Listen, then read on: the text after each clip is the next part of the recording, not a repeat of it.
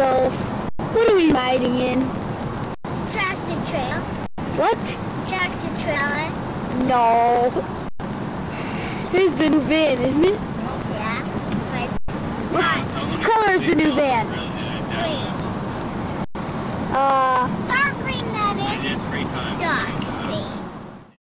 I am not my leg. What you should know about looking different. When I was born, I was just like you. I had 10 fingers, 10 toes, 2 arms, and 2 legs. When I was 3, I lost my leg in an accident. Now instead of 2 legs, I have just 1. The day of the accident was the day before our oldest son Philip graduated from 8th grade. It was a weekday,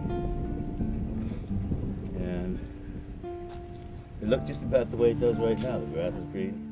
I've always felt that maybe the accident would not have happened if I had been at home or I had taken Sophie with me. Philip and I had to go get a suit jacket for his graduation. And I was going up to visit my mom. And so I figured I'd mow this piece over here. I came around here, and then I saw Sophie coming up the hill with a little red wheelbarrow that she had. And by the next time I came around, she started following me with her wheelbarrow, thinking that was fun. She was just curious about what, she just wanted to be there, I guess. When Phil and I drove up the dirt road, I noticed all these cars in the driveway. And I thought, well, that's kind of weird. And so you try to make sense of it. And I guess I thought, my first thought was that it was a surprise party, but we're not that close to our neighbors. I like barked at her the way you do with a parent, at a kid. Had to scare her away. Don't follow me with that wheelbarrow. And I thought by telling her don't follow me with a wheelbarrow, I meant don't follow me. And I guess that's kind of like the problem was that she took it as don't follow me with the wheelbarrow. We pulled up the driveway and the kids all came running out, yelling something about Sophie, something about Sophie. And then I come around here, and when you mow around here, you have to turn the corner. But because you're mowing along there, you can't really turn the corner that sharp. You have to make a swinging turn. And I do it the same every time. I still do it the same right now. Even though it happened, I still do it. And every week when I mow, I do the same thing, and every time I say, whoa, that's where it was. And I believe it was Will that finally spitted out Sophie had an accident. I didn't look behind me because I wasn't used to people. I didn't think she was there. And when I backed up, I just felt this bump, and then I heard scream. She went away in a helicopter. I was trying to make sense of why Sophie was gone in a helicopter, why she had gone by herself. She was like right in here, and her right leg was trapped under the mower. Didn't get anything that she was okay, but that she was hurt. Will came into my bedroom and said, Mommy, her foot was hanging by skin. Then they called from the hospital down there, and they said they were going to have to take her leg off. 2 things happened at that point. I started praying, I guess, let this be okay. But another thing that was really, really powerful was that I heard, not audibly, but I heard in my head a voice, and it said, this is out of your hands. At first, we called my new leg my doll leg. We called it this because dolls are not scary, and missing legs are. Now we call it my prosthetic leg, because that is what it is. But I still kind of call it my doll leg because if people ask me about it, because prosthetic leg it's an ugly word. Prosthetic, not that nice a word. And people, and then you have to figure out how to spell it and that kind of stuff, and doll leg it's nicer, yeah, and it's easier to remember and that kind of stuff. I have a different kind of leg now too, but we don't know about that. Okay, I don't know what happened to this one. Stick that in there now. See, this one you can see out of all of them. that I had I used to paint them with nail polish. That was interesting. And then the foots are kind of different sometimes.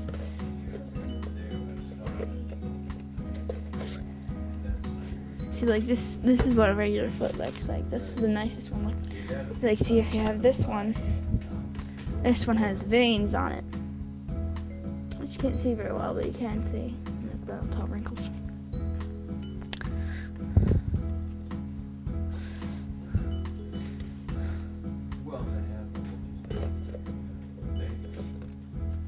What you should know about having a prosthetic leg. I can do anything and everything that you can do. I can walk, I can run, I can jump, hop, skip, climb, hike, and dance. I can balance on one leg better than anyone I know, but I cannot point my toes. Where do you want me to park it?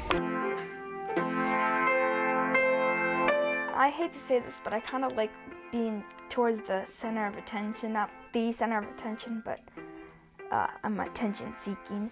Yeah.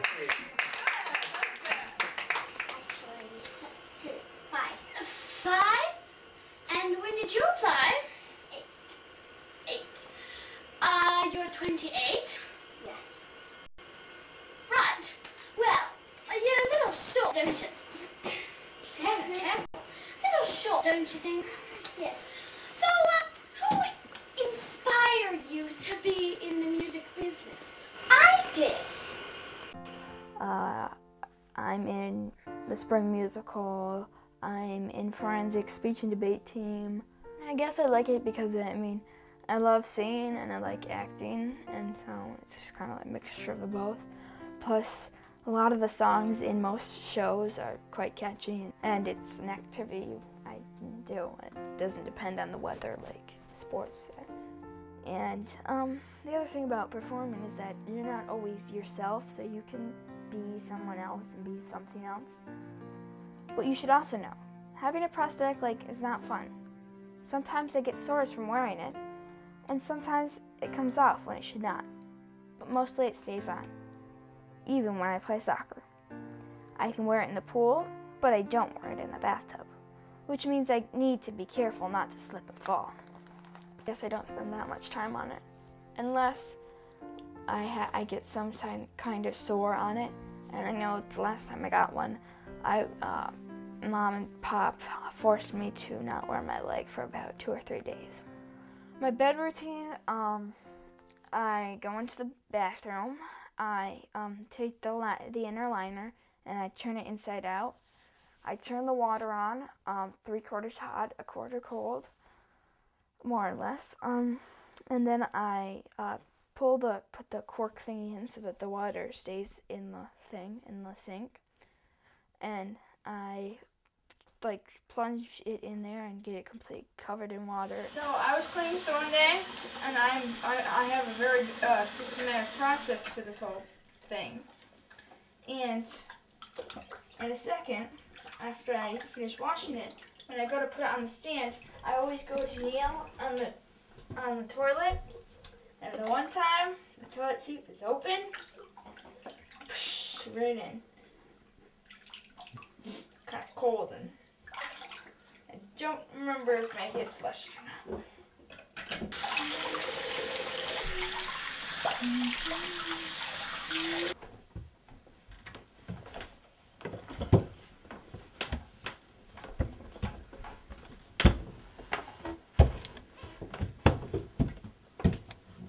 Night. The worst thing about having a prosthetic is how other people treat you. People stare at you when you are different. Sometimes they stare for a really long time, and that makes me feel sad. Sometimes children are afraid and will not play with me. One time, some children threw wood chips at me and called me pig leg. I felt like shouting, "Hey, I am not my leg."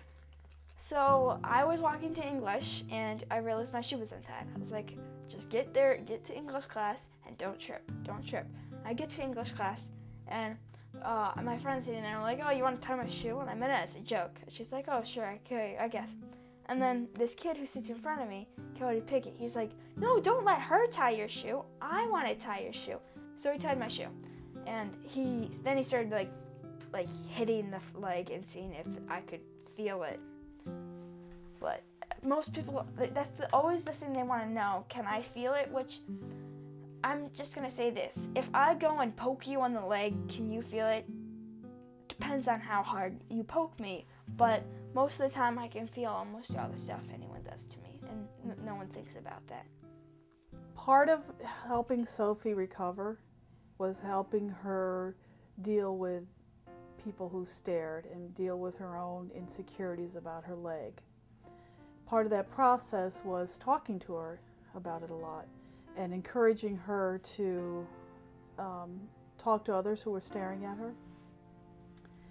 So we were up in Ithaca and we were hiking the Toghannock Falls, and there was another family with a little girl. And the little girl was, looking at Sophie's leg, and Sophie sat down on the bank at the other side of the creek, and the little girl walks right up to her, like maybe 3 feet from her, and just stares right at her leg. And Sophie's kind of, and the parents of this little girl were trying to get her attention and trying to get her to stop staring, and in doing so were making more of the scene that was taking place. And Sophie's just taking it all and looking past the little girl, looking around the little girl. Finally the parents get the little girl's attention, and she walks over to them, and Sophie comes back to us, and I said to Sophie, Sophie, why didn't you say, introduce yourself and say, hi, I'm Sophie? And she looks at me and she says, Mom, she wasn't interested in me. She was looking at my leg, and I'm not my leg. How can I look at Roll. Papa? I want to look through the pretty place. Who's Papa? The one that's driving? Yes. She's in an age where she's more and more, herself, growing up, thinking about being a girl and everything else. And she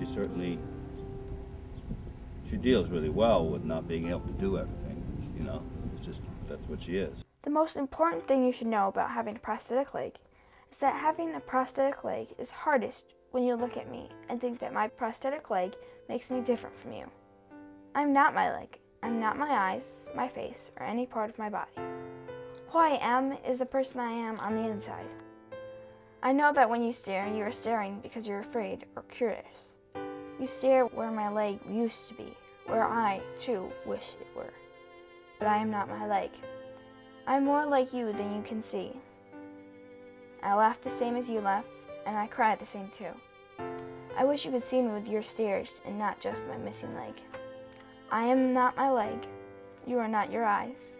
We are not our crutches, our wheelchairs, our clothes, our money, or any of the things that we have.